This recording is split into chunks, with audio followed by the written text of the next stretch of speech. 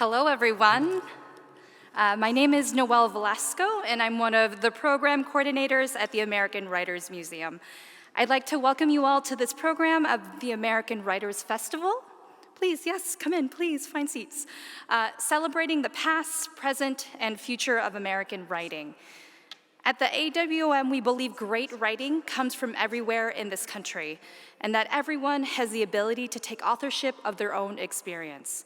This program explores writing insights for creating and sustaining literary life in prison, with contributions from people who have been incarcerated and their allies. The Sentences That Create Us highlights vibrant work from inside the prison system. And here to talk about it are editor Caits Meissner and contributor Nicole Shawan Junior. Caits Meissner, the Director of Prison and Justice Writing at PEN America. She has taught, consulted, and co-created extensively for over 15 years across a wide spectrum of communities with a focus on prisons, public schools, and college classrooms at the New School and the City College of New York. In 2017, Meissner re-envisioned the concept of book tour for her illustrated poetry collection, Let It Die Hungry, pairing public speaking engagements with opportunities to work with incarcerated writers across the United States. Nicole Shawan Junior is the Deputy Director of Prison and Justice Writing at PEN America.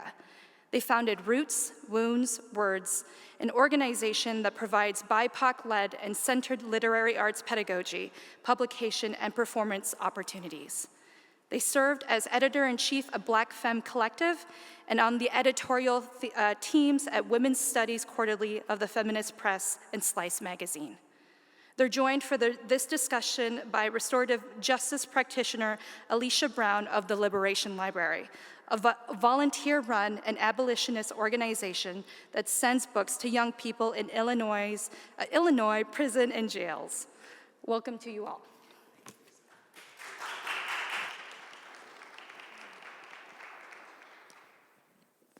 Thank you all for being here with us today. I'm going to start off with a little poem I wrote about my experience when I was incarcerated, and I was pregnant at the time, and then we're going to jump right into it. So this poem is called Head Up, Alicia. And excuse my phone, it's just my poems on my phone. Head up, Alicia. Fast lane. Mind, body, and soul lost. Thoughts, seems like I don't have those. Turn up, slow down. Turn up, slow down. Liquor kept me from having a frown. Head up, Alicia. Take is all I knew, even if driving is all I had to do. You're under investigation for an armed rob. Words barked at me, stars is all I could see. 72 hours went past. Brown, why aren't you eating? You're pregnant, I was asked. You're being charged with armed what? Head up, Alicia. Cook County, 26 and Cal. The smell inside was so foul. I'll be in here for a couple hours, as if I had any powers. For sure I'll get let off the hook. $50,000 deed bond, my freedom is what they just took. The judge had no sympathy, couldn't even give me no empathy. The words that followed just echoed. Authority, please let it go. Will I be handcuffed as I'm having ultrasounds, regular doctor appointments? Hell, will I be handcuffed as I'm having my babies? They totally don't give a F that we're still ladies. Head up, Alicia. Dreaming I'm in jail. Wake up, I'm really in hell. Praying my twins won't be born in this place. Females surrounding me, all carrying a little one. Only difference with me, I'm carrying 1 + 1. I swear I'm done after this. If I ever get out to give them a kiss. Head up, Alicia. Brown, pack it up. I damn near threw my cup. Am I going home? The CO put down the phone. Don't come back. I promise to stay on track. Tears flowing down my mom's eyes. I'm so sorry, Mom. I'm sorry for all the lies. Whispered to my 4-month pregnant belly, I'll be the best mom to you babies forever and ever. I won't see this place again, never. Head is up, Alicia. Thank you all. Appreciate you all. So I want to give this chance for Nicole and Caits to tell us a little bit more about the book, and then we have some questions that follow. And the last 10 minutes, we'll have a Q&A for the audience for us. Thank you, Alicia. When Alicia told us that she wrote a poem, we were like, oh, you're going to open our panel. Thank you so much for that. It's nice to see all the folks in the room today. My name is Caits. Forgive or work with me on this hoarse voice I woke up with today. I hope it makes me sound cooler than I am. And just to set you in the context of what we're talking about today, I thought that we should open with some readings from the book. It's a really unique book. It's called The Sentences That Create Us, Crafting a Writer's Life in Prison. I happen to be the editor. And I'll let this clip of my intro do some of the stage setting before I hand it to Nicole. I arrived at PEN America in 2018 with a background of facilitating poetry workshops inside jails, prisons, juvenile detention centers, and reentry programs. While I loved the experience of communing with fellow writers, I often became frustrated by the hard-drawn boundaries baked into the carceral setting. It was an ethical conundrum. Crossing those lines would mean jeopardizing the vibrant arts program I taught through, but the work produced behind the walls, the generous, searching, and intelligent writing I was privy to each week deserved a wider readership.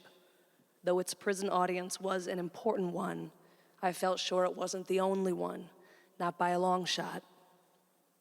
Coming into the role of leading PEN America's prison and justice writing programs offered the opportunity to collaborate directly with the country's most hidden but creatively hungry talent. It felt liberating to meet as a peer with those interested in the same delight and rigor of literary life that I participate in and aspire to, rather than as a teacher bound to the one-note institutional power dynamic of civilian and inmate. Here I was indeed affirmed to discover a diverse and active world of writers in prison, many of whom were completely unaware of the others in their widespread community. The first year we compiled anthologies for the PEN Prison Writing Contest, it was satisfying to receive letters from contributors who tucked in thoughtful notes about one another's work. On more than one occasion, writers expressed how impressed they were with the quality of their peers' work. Writers who had felt for years profoundly alone in their struggle were both angered and comforted to see right there in print just a glimpse of this vast landscape. There were others, many others in prisons across the United States standing up against the same risks and threats. Underneath the underground lived another people-powered movement with no central leader, incarcerated writers reshaping the course of their lives and maybe even the world through the use of words. I pictured them all kneeling at the edge of the earth to set their messages in bottles assail. Through the stacks of mail-marked prison writing that arrive at PEN America's office each day, for those that don't know, there's no internet in prison, I also learned that not unlike the value of literacy in the outside world, there are a million reasons to write while incarcerated. The polishing of skills necessary for effective legal work and grievance writing, letters to loved ones that punctuate through the doldrums of repetitive days, the desire to self-reflect and make sense of a complex past, a healthy outlet to let off steam and wrestle with a fraught emotional life, and of course more. Writing, whether or not professionalized, can be a mighty tool that wields great power. In prison, I learned it can be a matter of life and death, not just in spiritual terms, but often literal too. So the book goes through 3 sections, just to set the stage. It goes through foundations of creative writing, crafting a writer's life in prison, first-person narrative essays about how people have done extraordinary things through the walls without the resources and tools that those of us writing on the outside have. And the final chapter is on building writing community within prison, and then it ends on outside of prison for folks coming home. And that's where Nicole's essay is in the book. And I'm going to let you talk about it, Nicole. Good afternoon, everyone. How y'all doing? It's really good to be in community with you all and in conversation with both Alicia and Caits about sentences. This book is profound, and I'm not saying that because I'm in it, a contributor, or because I'm the deputy of PEN America's Prison and Justice Writing Program. I'm saying that because I've seen its extraordinary impact on the communities that I work with, and because it has had an extraordinary impact on me as a writer. So I'll just read the first paragraph, maybe two, of my essay. It's called Remix the Plan, Return to the Purpose, so that we can jump into a robust conversation. Okay, how's that? Okay, excellent. Remix the plan, return to the purpose. The waiting room was cramped.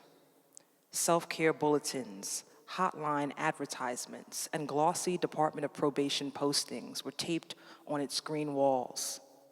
In slanted cursive, a post-it cautioned, "Please note, NYC Department of Probation POs work 7 days per week. Any departmental representative can visit your home, employment, program, school, or family member's home. Thanks." Wide-legged and cross-armed, a young man slumped into a seat beneath the warning. Across the room, another's eyes were closed. His head hung low as he napped. Next to him, a young woman cupped her cheek with a palm, sculpted nails pressing into her hair.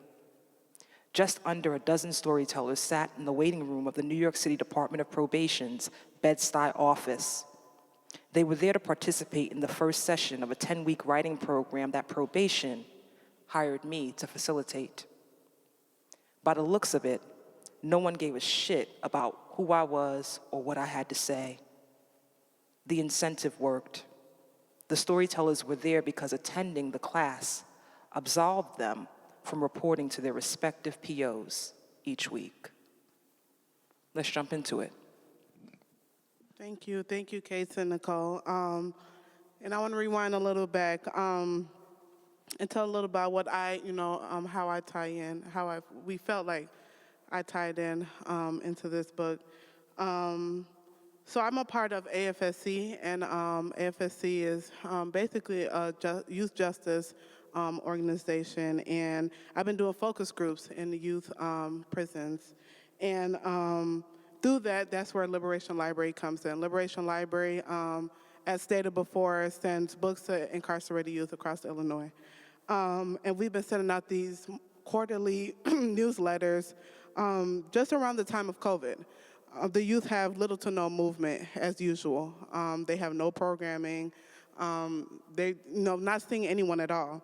So we've been sending in these newsletters quarterly for them to just see different topics that's going on right now. We have a lot of submissions from them, so they become published writers and stuff like that. And another hat I wear is Circles and Ciphers. I'm part of a restorative justice organization. I want to shout out my twin sister that's here. She's the ED at Circles and Ciphers. And they basically do healing circles around hip hop. So I think when talking to Nicole and Caits, we brought back how writing is a form of power. So all these organizations that I'm talking about gets youth to be creative about how their healing is and how they can write. So I want to go back to Nicole and ask the question is, how do you treat writing?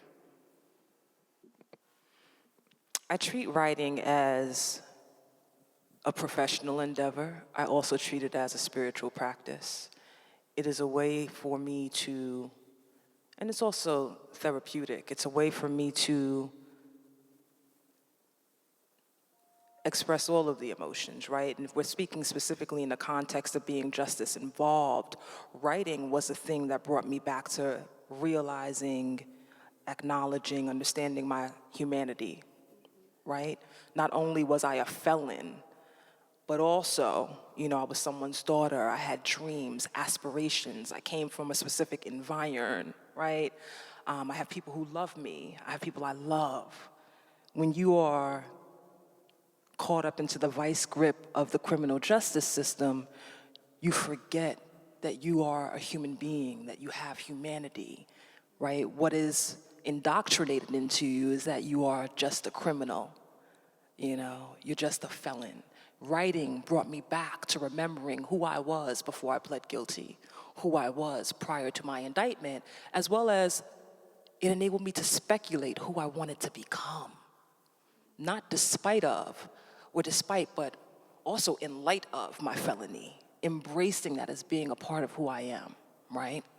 So that's what I mean when I say it's therapy, but it's also spiritual grounding, and it's also professional endeavor. I teach writing because I understand its transformative and restorative power. And so for me, writing is a way also of connection, right? Of saying, I'm not alone, but also, Alicia, you ain't alone. You know, and the 2 million people who are incarcerated aren't alone, and the other 2 million plus people who are on community supervision, probation, parole, you know, state control, they're not alone. We have stories to tell. Facts. Thank you. That was beautiful. And I definitely agree. And I want to bring it back to Caits. And I think in the discussion, we were talking about, when we briefly talked, what was the moment you decided to write this book? Well, I edited it, so there's 50 contributors. So there was a couple moments, I think. There wasn't one singular. When I came into Penn America, the former director, who had been there for 20 years, the program was very small and grassroots, said to me, I think you should rewrite the handbook for writers in prison. You seem to have a different pedagogy than we do. You could do something else with it. And I said, oh, that's an interesting idea. The handbook for writers in prison, I really respected it. When I taught in prisons, I would always make sure my students had it. I was amazed that it would go for free to folks in prison across the country. It's a very slim volume with some, the real basics of how to write. Very proud of that history and resource, but it was inadequate because I thought, what does this offer that's not just a straight craft book? There are plenty of straight craft books. How do you make a book that's responsive to the needs of folks inside, written by folks who are or who have been inside largely, not completely, but largely? And so that was the first moment. And then I gave it a year on the job. And as we were going through the mail, I started to understand that people were not just wanting to know how to write a poem or an essay. They were like, what does it mean to be a writer? How do I get an agent? How do you get published? What is that? Can you imagine no internet trying to figure out how to get published? What are the best practices for writing? How do I be in community with people? And so cataloging all of those questions that were coming up that we didn't have answers to, because I don't have answers. None of us have straight answers as writers, right? We know there's a million different paths. So all of those questions started to inform who needs to write in this book, what do we need to show, and how do we address, this full circle of not just the spiritual power of writing, the healing power of writing, but also the professionalized power of writing, also how you build friendships and community, also how you can do things within the prison, but also beyond the prison. So, after that year, I started putting it together, and actually, it's poignant to me in the aftermath of my mother's death. I found out, I think 2 days later, that I got a residency to go and really vision this book. And I had an instinct pretty quickly that this was going to be a much bigger book than the original, and that it was something we might actually be able to sell on market. And when I came back with a 30-page proposal, Haymarket Books immediately picked it up, and they've been a great partner since. Give it up for Caits and Nicole. That's definitely what's up. Definitely what's up. And I want to ask a follow-up question. I think you talked a little about it. What emotions did it bring up for both of you all to be through this journey and contribute, editing the book, writing your essay, and things like that? I just got an email this morning about contributing to an anthology about crying, particularly around work in prison. So it's very interesting that you asked that now. I went through a bevy of emotions. You have to imagine that, sometimes I was working with folks like Nicole, where it was like, okay, here's a handful of edits, the essay's ready to go. But some of them were really a real journey with people that would call, I got to give the full picture. I'd miss 5 phone calls from them. You can't call people in prison back. So finally I write this in my intro, finally getting my friend Spoon on the phone, and he's reading in his blues man voice this essay, and I'm in the car. Oh, you nailed it, Spoon. So a piece of it was, the emotional journey was creative engagement, relationship, exciting, in that kind of rigorous way. But I don't think I really absorbed the impact of going through this journey until I saw it in full and reread it. And I started to really understand that, oh, Thomas Bartlett Whitaker in the book, who got off death row, is still in administrative segregation. He's been severely punished by the system for writing about death row. He took a massive risk in writing for this book. I'll get calls from people saying, they're putting me in the hole for 2 months, you won't hear from me. You'll get my writing after that. So I started to feel humbled, overwhelmed, like it was a massive responsibility. And at the end of the day, creatively liberated, because if these are my mentors and teachers and they're working from this context, who am I to not expand in myself? Which is what I think this book can do for people who have nothing to do with prison, maybe don't have any connection, few and far between in this country, but it's a book that I think it instructs people on how to be creatively liberated. And you get to see yourself as an expert of your own experience and life, particularly if you're justice involved through this book. If I can just go back a little bit, I met Caits about a month after I was on felony probation. I had 2 probation officers, one in Cleveland where I committed my crime and another one in New York where I lived. And I was still very tender and under the terror of this new life. I had never been arrested before, never had a criminal record before this. And I met Caits at a program that you put on through PEN America to celebrate the folks who are published in the anthology. There's an anthology that PEN America does every year, the prison writing contest, where folks who submit and win get to be published. These are folks who are on the inside, folks who are incarcerated. And I don't know how I heard about the program, but I did, and I showed up and I met Caits. And for the first time in what was about 5 or 6 months since I was indicted, I felt like I'd found my tribe. I felt like I could be somewhere and be a felon and not be ashamed and not be terrified. And so to see, fast forward, it's been 3 years. It was 2018. Wow, what is time? To see my work in this book that's a guide for people who are justice involved, but people also on the inside. I was never on the inside. I served probation. I want to be really transparent about that. It's not only humbling, but talk about like affirmation. Talk about the ability to see oneself after you've been invisibilized because of a label put on you. Right? There's nothing, I can't express to you in words how powerful that is, just for the individual psyche. Oh, if I can do this, if I could have escaped the terror that I experienced when I first met this book's editor, to now feel the power of being in this book and helping others to establish writing careers or just writing as a hobby, writing as a form of expression, I can do anything. So yeah, I think that's how I feel, kind of super powerful because of what Caits has put together. Thank you. Yeah, that's definitely powerful. And I just, definitely want to bring it back to Nicole said, and kind of bring it back to my experience. And I just think like me landing in this position as a moderator, me, facing 45 years at one point, like 4 or 6 years ago, to being here, being published. I've been a published author as well, and things like that. I definitely agree, like being visualized as this worst person, and then sitting here today with these wonderful people. So, and just being able to heal in different ways, meeting great people. So I definitely feel you, Nicole, and I think that's definitely powerful. I feel it in my soul. So, I think just when Nicole, Caits, and I were talking, just about felons and, expungement, being a felon, and wanting to expunge, or do I want to be a felon? Do I want to go through the system and, deal with expungement? And right now I'm actually trying to go through expungement, and it was denied. Why?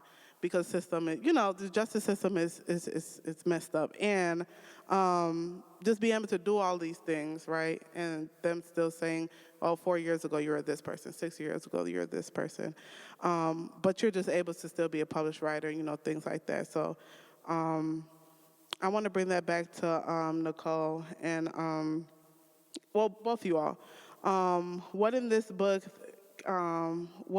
book that writers could take from, authors could take from? Talk more about outlet expressions as well. Yeah, so talking more about outlet expressions through this book, through writing, the power of writing. There's so much. There's so much in here to call on, and I tend to read the same two excerpts when I do talks because I think they give a little sense of, Michelle Alexander gave us a beautiful quote among many other authors, and what she didn't, what's not public, I'll fill you in. This made my life, of course. She wrote The New Jim Crow, if you're not familiar with the text that really shifted the conversation on mass incarceration in a major way. She said, I planned on skimming this book because I only had 2 weeks to read it, to blurb it. I couldn't put it down. It's one of the best books on writing I've ever read. So I think the reaction of this book being also an incredible craft book, there's like the preeminent authors of the time, like tweeting. Leslie Jameson is tweeting underlines from the book. And when I see that, what moves me about it is exactly what Nicole was saying.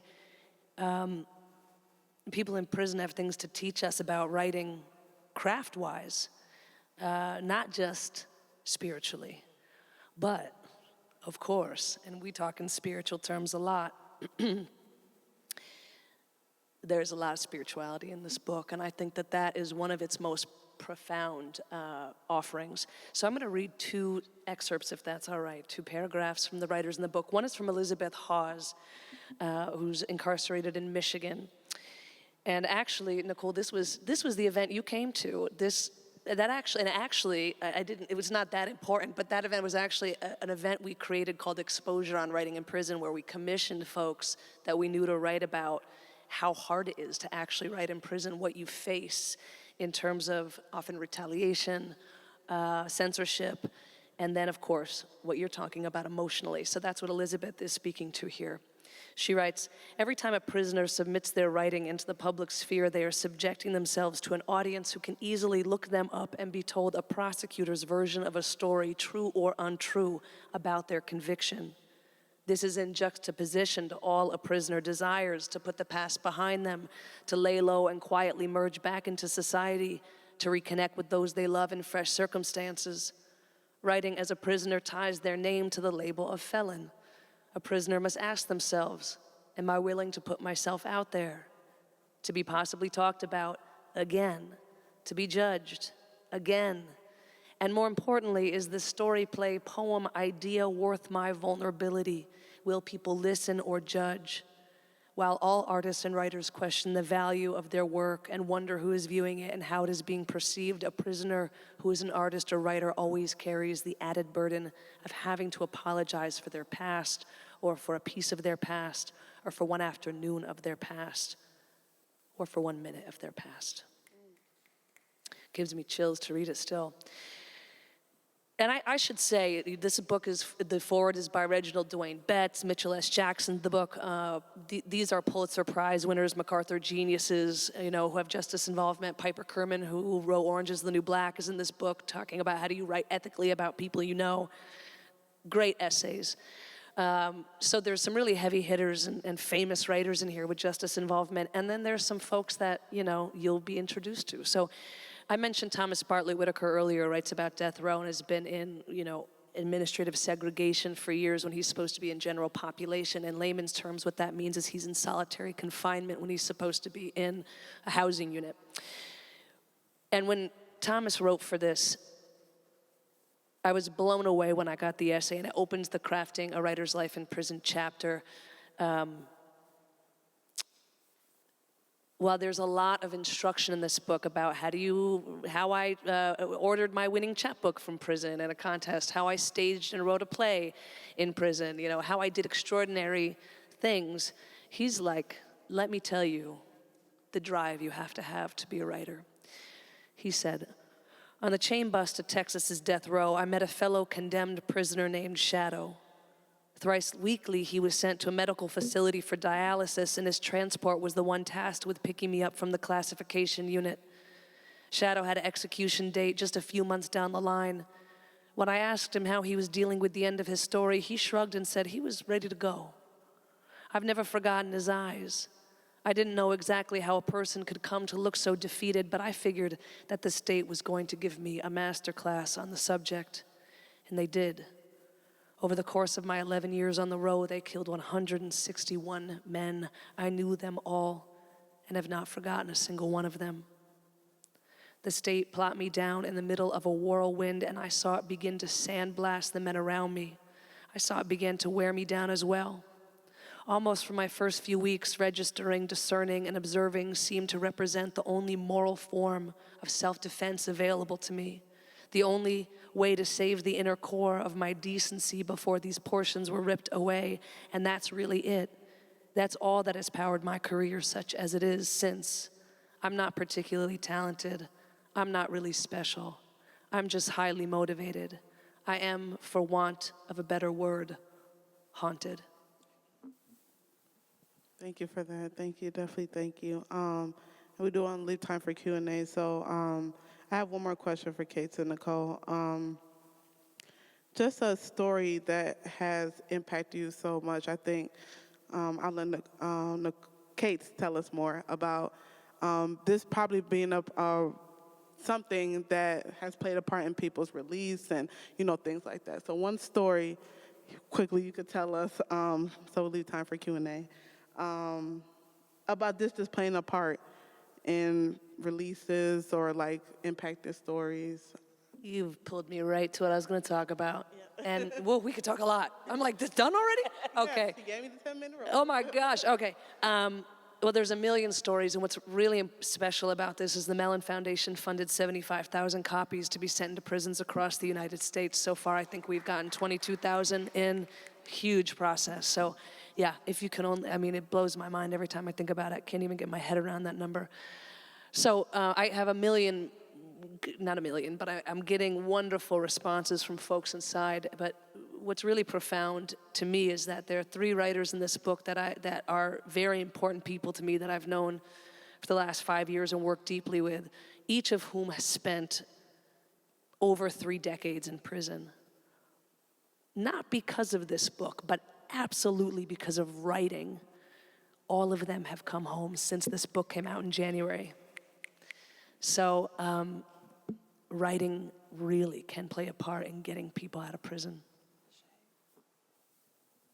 And I want to give the space to you, Nicole. Any impact? I think that was the perfect way to end this. I do. Thank you. For sure. Thank you all. And I just want to close out with, when attention shifts where orgs or, these books aren't a point anymore, a popular point, we're still doing this work in real life. There's people still living in this injustice system every day. So please support books like these. Please support organizations like I talked about before. And encourage folks to write. Encourage folks to write. Let it be their outlet in healing. Like I mentioned before, I do healing circles, so that's a form of writing, hip hop, things like that, or being a published author. So I definitely want to end with that, and just sustaining the attention to things like this, because the system is injustice, and we want to continue this fight. And I'm going to leave the floor for Nicole Caits. If anything else that you all want to say? I think anyone should pick up this book. For sure. Right? Whether you or not you're justice involved, whether or not you are teaching folks who are justice involved, if you yourself are a writer or interested in writing, this is a book for you. I second that. I could talk all day about the book, but I think we have a Q&A opportunity, so I'll wait and see if anybody has a question. So, I'm an educator. I just moved here last year, but I was in California, and my best friend disclosed to me, because he was nervous about this, that he had spent 18 years in prison as accomplice to murder. Wrong place, wrong time. His friend was in a gang, did things he didn't know, and then helped with the escape. We celebrated his 10-year out last month, and he is a very different person than the person who went in, obviously. He was a man of color, inner city LA, but even with 10 years out, he puts himself in a position where he's made a lot of progress in trying to get back to not normal, but content. And he actually still goes and helps people that he knew inside, because he was, I think it was Solano County in LA, which is also not really a great place. Not that any of them are, but a little notorious in California at least. And so he kind of finds himself arcing between more good with where he's at and being pulled back in by people who have just come out. And so for the two of you who have experienced the justice system from this side, how have you found yourself navigating having one foot in both places and knowing people that are still having that trouble on the inside and the way that it affects you versus where you're at now with all of the changes and growth and improvements that you've gone through since your experiences? Sorry, it's a little deep. Yeah, that is a powerful question. It makes me think of your earlier question, Alicia, about expungement. It also makes me think about all the felons in my family and the people who are still incarcerated in my family who I'm constantly having to navigate with my relationship with because of my status as a felon. I don't know that that one can ever strike the perfect balance. What is the balance? I remember being on probation and being told I couldn't be around any other felons. Got a whole bunch of felons in my family. You know, I live in the hood. I live amongst a whole bunch of felons.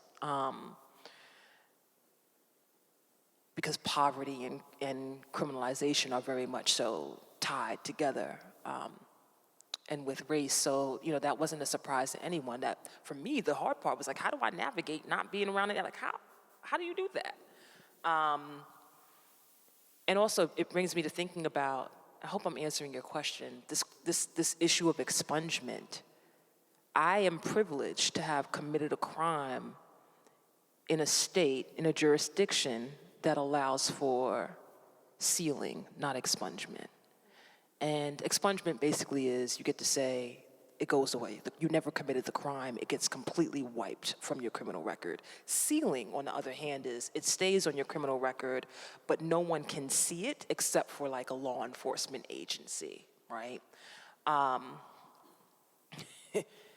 have a whole bunch of people in my family, people I love, who are unable to expunge their crimes that were poverty inspired, right?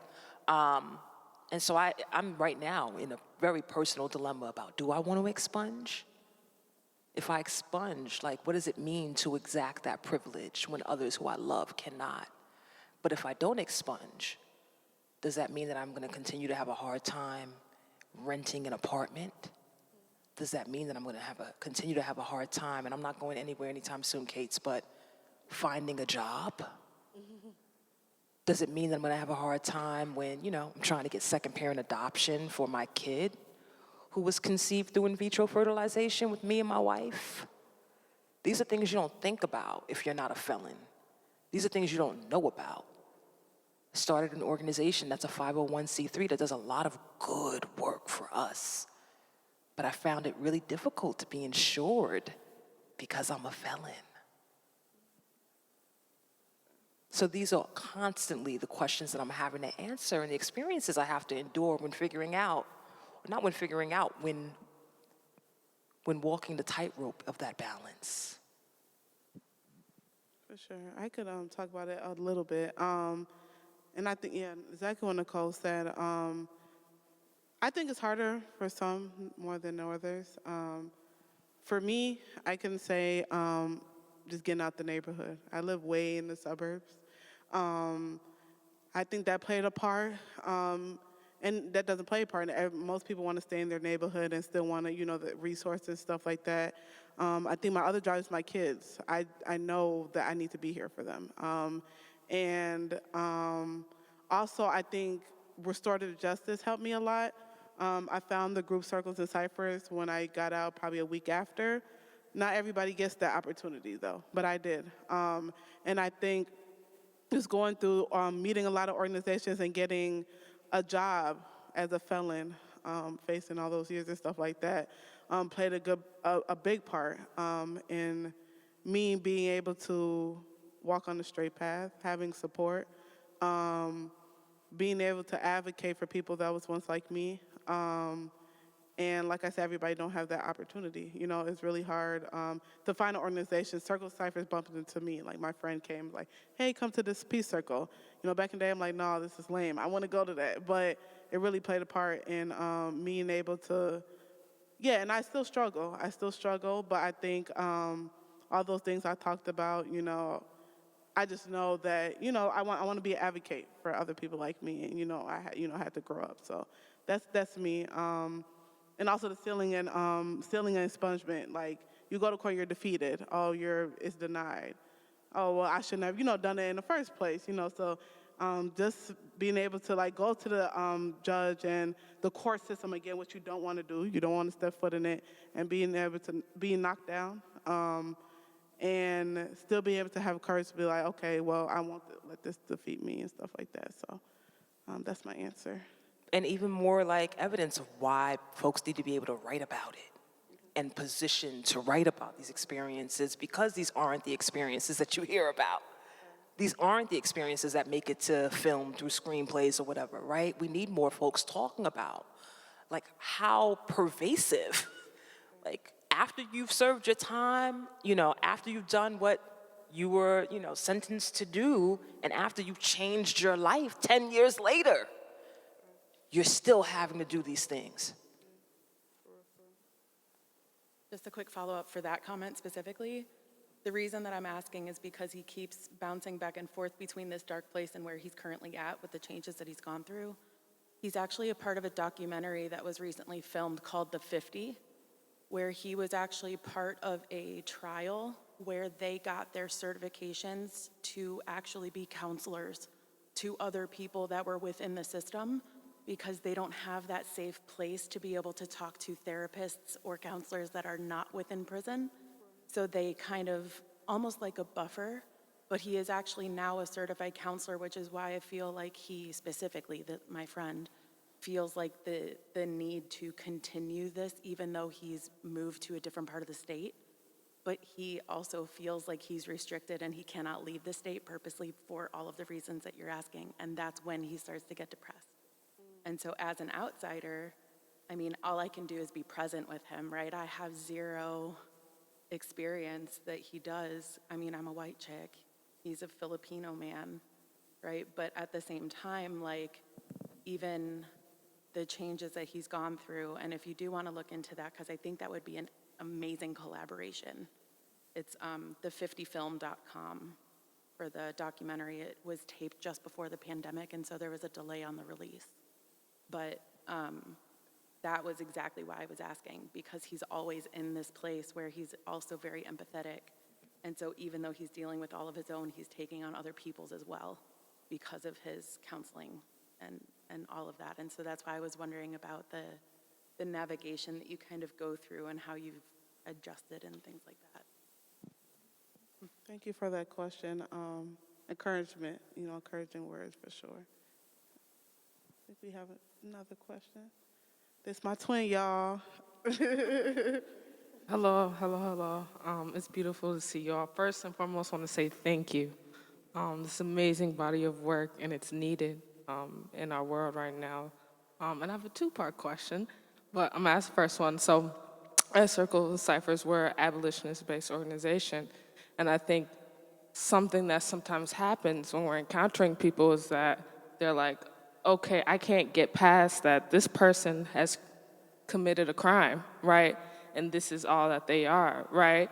And so for someone that, you know, believes in the system, believes in how it's run, can't get past the idea that these people have committed crimes, et cetera, when they pick up this book, what kind of message do you think it could give them? And how do you think it can change their perspective? What's your name? Anne-Marie. Anne-Marie? Yeah, Thank you for that question. no problem. It's a beautiful question. I think, you know, we talk a lot about how writing can give people their humanity and three-dimensionality back, and I think that absolutely. But something people say to me often is, and sometimes it's like public defenders. Like public defenders from Manhattan came to our show, and the head of the public defenders is a writer and a friend, and he said that even they were saying this, people in prison can write like that? As if there's an incredible talent behind the walls, as if it's not people with a variety of experiences, as if somehow having committed a crime means that you are, completely dehumanized. I mean, the system is dehumanizing, but there are brilliant humans, right? So I think first and foremost, you see that people have incredible stories to tell, and also I think transformation. Anybody who's ever taught in prison, that's my background. I mean, I've been with people who have done crimes that are gut-wrenching. I mean, really difficult to deal with. But I meet them 20 years into their journey, and they are an amazing person. So I think also understanding transformation, that people can change. And it's not because of the prison system, it's in spite of. And the grit and determination that these folks have to be like, I'm not gonna stay on the yard all day, I'm moving away from the life I was in, and I'm going into myself. I can't imagine anybody who reads this book would think that our criminal justice system works. Thank you so much. Powerful and on point. And then the second part question, super quick. I think one thing that you said was really powerful, Nicole, is that being able to write gave you a moment to feel that freedom, you know, of like what your life was before and then what it could be after. And I think whether you're a writer or not, being incarcerated inside, that is a powerful tool to have.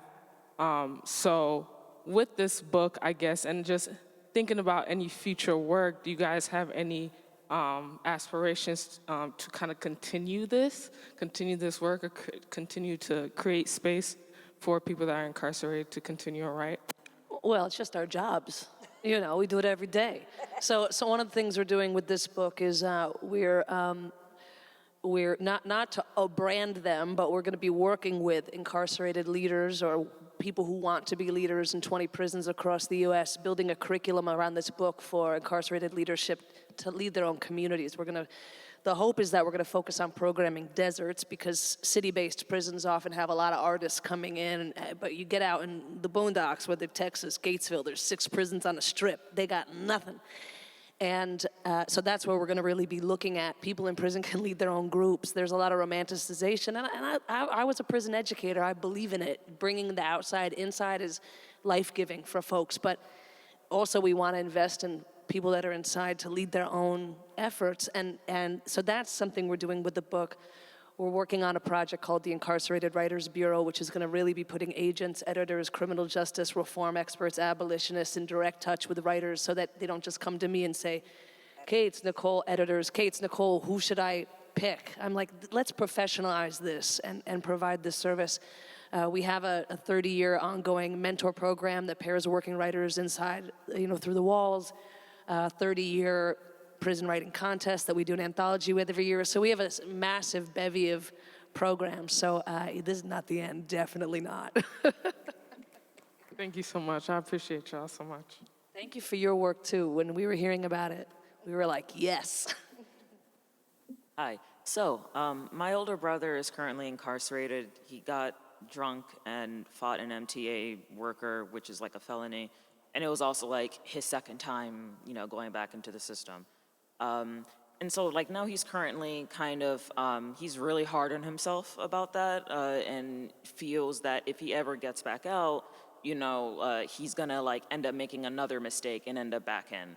what support systems would you recommend, like for me and my extended family members, to try and craft for him so that when he comes back out, he doesn't feel like he's, you know, a step away from committing a new crime? It's a great, I mean, first of all, it is a great question, and he's not wrong to be afraid. I'm afraid to say, you know, Nicole, Alicia could speak to this better than I, but parole violations could be anything. You know, you're late to your parole meeting. Oops, you're back in prison. You know, we know that. Knowing that you're in New York, because we connected earlier, you know, finding the reentry programs, Osborne, Fortune Society, tapping into community really is I think, how most of the folks I know have transitioned successfully, have had strong families, and they've been able to be in community with other people who share the experience. Not solely, because that's another silo, right? But it is important, and I hear the question about your friend too. People need to be next to other people who are grappling with the same things, I think. I don't know if you both have something to say. No, I think that was spot on. Thank you for providing the list of resources. I would echo what Caits just said.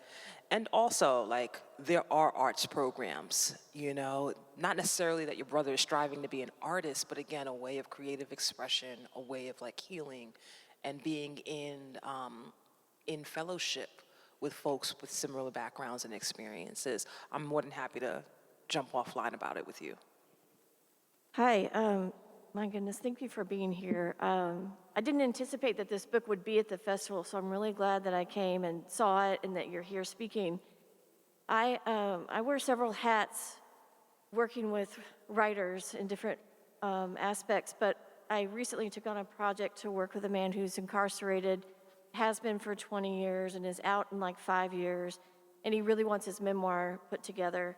So we've begun working together, but the biggest challenge is, as you probably know, it costs every time you email, and you're limited in the amount that you can email. And even when I've tried to send him mail of an article to read that's about writing memoir or whatever, it's come back to me several times. So that's one. I have like 1,000 questions that I would love to ask you, but I won't right here, but I'd love to connect with you after. But my biggest question is, how do I get a book to him? You mentioned that there are free books to prisons, and I have a nephew down in Texas I'd love to send it to, and I have this man in Wisconsin, and I mean, I'll send it anyway, but if there's an opportunity to do that. Very simple answer. It will take a few months, so bear with us because we have so many orders going out. If you go to pen.org/sentences that create us, you will find a form you can fill out. Or I can give you my email and I can send it to you.